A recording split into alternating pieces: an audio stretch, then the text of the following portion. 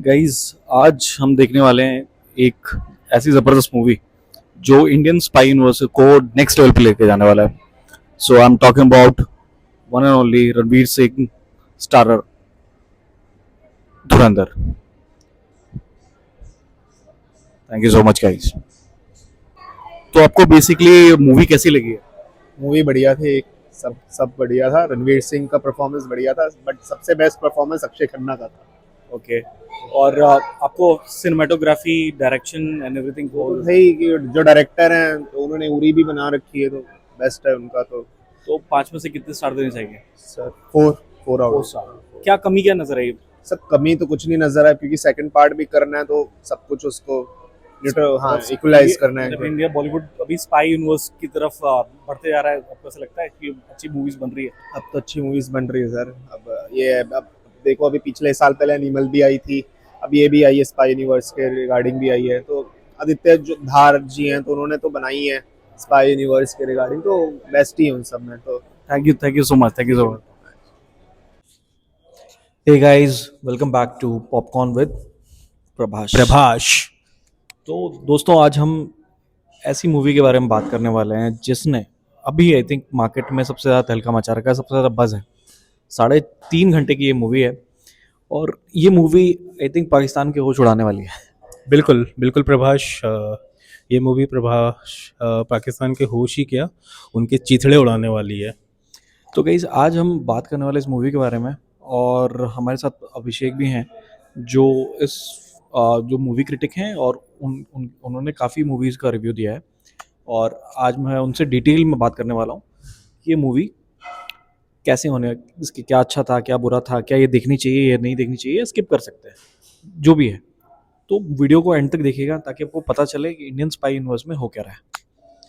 तो अभिषेक, आप पहले जी। तो मैं मूवी से पहले मैं इस मूवी के बैकग्राउंड के बारे में जानना चाहता हूँ। अभी आप जैसे ही जानते हैं, Aditya Dhar is known for Uri ji. And other patriotic movies. जी। तो आपको क्या लगता है कि ये जो नया टॉपिक उन्होंने उठाया है, एक तरीके से स्पाई यूनिवर्स का, ये इंडिया में चलने वाला है नहीं चलने वाला? प्रभाष, पहली बात तो जो इस फिल्म का स्क्रीन प्ले है वो काफ़ी ही अच्छा इस वजह से है कि 3.5 घंटे की मूवी रिलीज़ करना आज के टाइम पे, और ये एक्सपेक्ट करना कि पब्लिक 3.5 घंटा बैठ के आपकी मूवी को देखेगी, जो ये अपने आप में एक चैलेंजिंग होता है स्क्रीन प्ले लिखते टाइम, कि आप पब्लिक को कितने देर तक बैठा के रख सकते हो थिएटर में।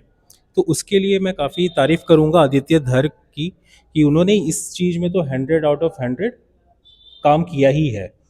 दूसरी बात, स्पाई यूनिवर्स की, तो इससे पहले भी हमने एक मूवी देखी थी स्पाई यूनिवर्स की। एक प्रोडक्शन हाउस में बनाई थी वो मूवी, मैं नाम नहीं लेना चाहता हूँ। वो अपने आगे पीछे यश लगाते हैं और कुछ राज लगाते हैं। तो मैं आपने उनसे यही नाम ले कहना लिया। हाँ मैं उनसे यही कहना चाहूँगा कि वो दिलवाले दुल्हनिया ले जाएंगे ही बनाए, स्पाई यूनिवर्स में ना घुसे, क्योंकि इसके लिए रिसर्च करना बहुत इंपॉर्टेंट होता है, ना कि आप कुछ भी कचड़ा पब्लिक को परोस दे स्पाई यूनिवर्स के नाम पे। सो आदित्य धर ने जो भी इसमें कास्टिंग हुई है वो सबसे पहले रिमार्केबल है, कि जो भी इंटेलिजेंस में काम करते हैं उसको बहुत ही बरखूफी से दिखाया गया है फिल्म के अंदर। Absolutely. तो ये काफ़ी एक रिमार्केबल मैं कहना चाहूँगा ये है और पता नहीं, फिल्म के मैं लिए। मैं एक चीज़ और समझ सकता हूँ, जैसे मूवी मेकर्स ने मूवी बनाई है, वो कहीं ना कहीं इसे रियल लाइफ इंसिडेंट से जोड़ भी रहे हैं और मना भी कर रहे हैं। अब जैसे मेजर मोहित शर्मा की उन्होंने बात की, ठीक है, चौधरी असलम जो मूवी में भी बिल्कुल, दिखाया है, वो रियलिस्टिक कैरेक्टर्स हैं सारे। रहमान डकैत सारे वो भी रियल कैरेक्टर हैं। तो रियल लेकिन मोहित कैरेक्टर्स शर्मा हैं। से क्यों आपको लग रहा है कि उन्होंने दरकिनार करने की कोशिश की? देखिए, होता क्या है कि जब हम इंटेलिजेंस पे कोई फिल्म प्रेजेंट करना चाहते हैं तो हम कभी नहीं चाहेंगे कि हम उनका नाम रिवील करें कि वो किस किस प्रोजेक्ट में थे। इससे बहुत चीज़ें होती हैं, नेशनल सिक्योरिटीज़ के भी ऊपर काफ़ी कुछ डिपेंडेंसी होती है, बिकॉज जब कोई इंसान अंडर कवर एजेंट परफॉर्म करता है तो वो अंडर कवर ही होता है। It's not working for any fame, it's for country. So as a film director, as a film maker, उन्होंने कभी ये नहीं कहा कि हमने ये मोहित शर्मा के लाइफ पे फिल्म बनाई है। ये अप टू ऑडियंस है कि किस तरीके से वो उसको कंज्यूम कर रहे हैं अपनी खुद के विवेक पे। बहुत सही कहा आपने। ये आई थिंक ऑडियंस को ये चीज़ समझना चाहिए कि हर किसी को हम पब्लिकली क्रेडिट नहीं दे सकते। This is the absolutely correct answer and I Right. Think बहुत कम क्रिटिक्स को ही इसके बारे में मालूम होगा। ये आपको सिर्फ पॉपकॉर्न विद प्रभाष पे ही इसका रिविलेशन मिला है। तो अभिषेक, एक और चीज़ मैं जानना चाहूँगा, मूवी 3.5 घंटे की थी जी। कहीं आपको ऐसा लगा कि मूवी कहीं ड्रॉप हो रही है, मसाला थोड़ा कम है, मज़ा नहीं आ रहा है या बोर कर रही है, ऐसा कहीं पे भी आपको लो मोमेंट फील हुआ? देखिए, टू बी वेरी ऑनेस्ट, मेरे ख्याल से जो अभी तक की जो न्यू जनरेशन है, जिन्होंने आई थिंक 2010 के बाद से फिल्में देखना शुरू की होंगी थिएटर्स में जाके, उनके लिए पहला एक्सपीरियंस होगा कि 3.5 घंटा बैठ के फिल्म देखना। प्रभाष, आपको भी पता होगा, जब आप पहले देखते थे 2000s में फिल्में देखते थे, तो 3-3 घंटे की फिल्में बनती थी राइट। उस टाइम पे भी, राइट? लाइक एलओसी हो गया, बॉर्डर हो गया, ऐसी बहुत सी फिल्में हैं, गदर हो गई, जो 3-3 घंटे के ऊपर की फिल्में हैं। आप बोर नहीं होते हो जब आपके पास एक अच्छा स्क्रीन प्ले आता है, तो आप कभी भी फील नहीं करते हो बोर, इस तरीके की चीजें। और इस मूवी में जो म्यूजिक है, वो आपको बैठा के रखता है अपनी सीट पे। जो बैकग्राउंड म्यूजिक स्कोर किया गया है इस फिल्म के अंदर, वो उस मैं उसकी तारीफ करना चाहूँगा, क्योंकि उसकी वजह से ही स्क्रीन प्ले काफ़ी स्ट्रॉन्ग प्रेजेंट होता है। और राइट। आपको याद होगा कि इंटरवेल तक आपको बोरियत नहीं होती है, और आप ये Exactly. हमेशा कोशिश कर रहे होते हो कि इसके बाद क्या, अब नेक्स्ट कैरेक्टर जो आ रहा है ये क्यों ऐसा हो रहा है, राइट। और ये क्या इंडियन स्पाई की तरफ से है या फिर ये पाकिस्तानी स्पाई की तरफ से है, वो एक जुगलबंदी चल रही होती है फिल्म के अंदर। राइट। तो मेरे ख्याल से वो काफ़ी अच्छा एक स्क्रीन प्ले लिखा गया है, जो कि ये फिल्म की सबसे बड़ी पकड़ है 3.5 घंटा बैठाने के लिए। मूवी में रहमान डकैत का एक डायलॉग है कि रहमान डकैत की मौत बड़े ही कसाईनुमा होती है। तो जो अक्षय कुमार ने उनका कैरेक्टर प्ले किया, उसके बारे में आप क्या कहना चाहते हैं? अक्षय खन्ना ने ये कैरेक्टर प्ले किया है, प्रभाष, और मैं यही कहना चाहूँगा कि अक्षय खन्ना वो रेड वाइन की तरह है, जो जैसे से उनकी उम्र बढ़ती जा रही है, वो और भी अपनी एक्टिंग को निखारते जा रहे हैं। सो इस मूवी में सबसे खास बात यह है कि जब तक रहमान डकैत अपना करेक्टर स्ट्रांगली प्ले नहीं करेगा, तब तक अ, रणवीर सिंह का जो करेक्टर है हमजा का, Right. वो निखर के नहीं आएगा स्क्रीन पे। Right. तो जितना स्ट्रांग आप एंटी हीरो को प्रेजेंट करते हैं, राइट। उतना ही आपका स्ट्रांग हीरो अपने आप स्क्रीन पे बनता जाता है।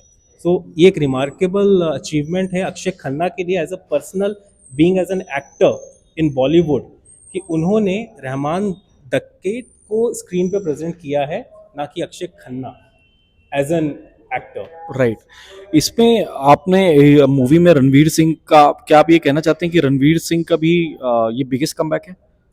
रणवीर सिंह का ये सबसे बिगेस्ट कमबैक तो मैं बोलूँगा ही बोलूँगा। बाकी उनकी करियर की सबसे अब तक की बेहतरीन मूवी में से भी एक है। एग्जैक्टली। अगर हम उनकी मूवीज़ की बात करें तो बाजीराव मस्तानी और संजय लीला बंसाली के साथ उन्होंने जो भी मूवीज़ करी हैं, रामलीला या फिर पद्मावत की अगर हम बात करते हैं, उन्होंने हिट पे हिट दी है संजय लीला बंसाली के साथ। जी। तो आदित्य धर के साथ उनका ये मूवी का प्रोजेक्ट करना और ये रिस्क लेना, आप क्या, आपको लगता है कि ये बॉक्स ऑफिस में कमाल दिखा पाएगा? बिल्कुल, अगर आप अगर फिल्म को पूरे शुरू से देखते हो, सो जैसे रणवीर सिंह की एंट्री होती है, उसमें एक तरीके से जैसे एक अंडर कवर एजेंट को प्रेजेंट किया जाना चाहिए, कि आप ये नहीं पहचान पाओगे कि वो इंडिया के लिए काम कर रहा है या वो फिर किसी एंटी थ्रेट कंट्री जो इंडिया की है उसके लिए काम कर रहा है। And that is the power of any under cover agent, कि वो ये आप रिवील नहीं कर पा रहे हो कि वो किसके लिए काम कर रहा है। वही इस फिल्म की सबसे खूबसूरती है, जो कि टाइम टू टाइम फिल्में रिवील होते जा रही है। एग्जैक्टली। बट स्टार्टिंग में आपको नहीं पता लगेगा कि रणवीर सिंह पाकिस्तान की तरफ से है या फिर वो इंडिया की तरफ से है, as an undercover agent. Amazing, amazing. तो बिना स्पॉइलर देते हुए कोई मोमेंट, मूवी का बेस्ट मोमेंट बताइए। बेस्ट मूवमेंट तो वही है जब संजय दत्त की एंट्री होती है चौधरी असलम फिल्म में। मैं इस तरीके से और ये इसलिए real नहीं कहना character है चाहता guys। हूँ कि मैं उसको प्रोजेक्ट कर रहा हूँ, बिकॉज मैं ये कहना चाहता हूँ कि इंडियन इंटेलिजेंस ने जो पेनिट्रेट किया एक ग्रुप के अंदर, वो काफ़ी काबिल तारीफ। काबिलियत तारीफ थी। एंड जो उसके पीछे ब्रेन यूज़ हुआ, इंटेलिजेंस ब्यूरो के जो हेड थे उस टाइम पे, उन्होंने जो उसको जिस तरीके से प्रोजेक्ट हैंडल किया विदाउट एनी स्पॉइलर, वो काफ़ी तारीफ। तो मैं वीडियो को लंबा ना खींचते हुए, हम एक चीज़ बताइए, मूवी किसको देखनी चाहिए और किसको नहीं देखनी चाहिए? मूवी में मेरे ख्याल से सबको देखनी चाहिए, और मूवी देखने के बाद मैं ये चाहूँगा कि आप इसके बारे में और रिसर्च करें कि हिस्ट्री कैसे ये इनबिल्ट होती है। मैं आपको ले जाना चाहूँगा कंधार कांड पे, जो कंधार कांड हुआ था हमारा फ्लाइट का। मैं चाहूँगा कि उसके बारे में भी लोग पढ़ें, उस टाइम की गवर्नमेंट ने कौन से डिसीजंस लिए, उसके प्रोज एंड कॉन्स क्या हुए। फिर 2008 में जो मुंबई बम ब्लास्ट हुआ, या मुंबई पे जो ताज पे जो 26/11। 26/11 जो हुआ, उसके बारे में भी लोग पढ़ें, बिकॉज ये Exactly. सारी चीज़ें इंटरलिंक्ड है। आप 3 घंटे 3.5 घंटे की मूवी तो देख लेंगे, लेकिन आपको पता होना चाहिए कि इसके प्रोज एंड कॉन्स क्या हुए, एंड गवर्नमेंट और लोगों को अवेयरनेस भी रखनी चाहिए होना चाहिए कि कि आप राइट, अवेयरनेस क्या होना चाहिए कि देश में हो क्या रहा है, क्या इंसर्जेंसीज आ रही हैं इंडिया में। बहुत जेंजीज को पता ही नहीं होता है कि कहाँ पे क्या हो रहा है। राइट, अभी रिसेंटली भी लाल किला में बॉम्ब ब्लास्ट हुआ। आई थिंक इंटेलिजेंस अगर ना हो तो इंडिया बर्बाद हो जाएगा। बिल्कुल। तो ये, और पोस्ट क्रेडिट सीन के बारे में आपको क्या कहना है?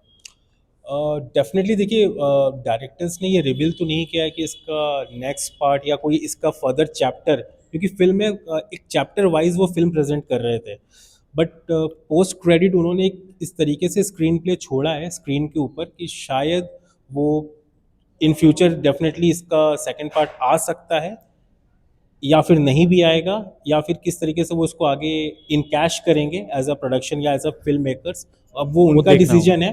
बट मुझे अभी तक ऐसा लग रहा है कि फिल्म अभी भी अधूरी है जो उन्होंने स्क्रीन पे छोड़ी है, और शायद मेकर्स ये बात जानते हैं कि वो एक डिलेमा में रखना चाहते हैं ऑडियंस को फॉर द नेक्स्ट पार्ट, और जब मौका मिलेगा वो इसको डेफिनेटली प्रोड्यूस आखिरी क्वेश्चन, 5 में से कितने स्टार देना चाहेंगे?